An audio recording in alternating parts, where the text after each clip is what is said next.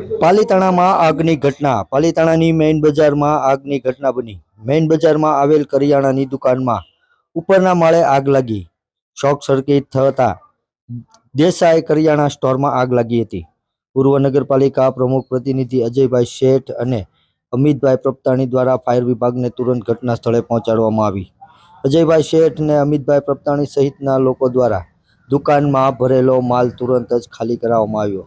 Fire વિભાગ કાફલો તુરંત ઘટના સ્થળે પહોંચી ફાયર વિભાગ દ્વારા સતત પાણીનો મારો ચલાવી આગ પર કાબુ મેળવવાનો પ્રયાસ હાથ ધરવામાં આવ્યો હતો અને ત્યારબાદ આગ પર કાબુ મેળવ્યો હતો અને ફાયર વિભાગના ચેતનસિંહ અને મયંકભાઈની તુરંત કામગીરીને લઈને ફાયર વિભાગે આગ પર કાબુ મેળવ્યો હતો.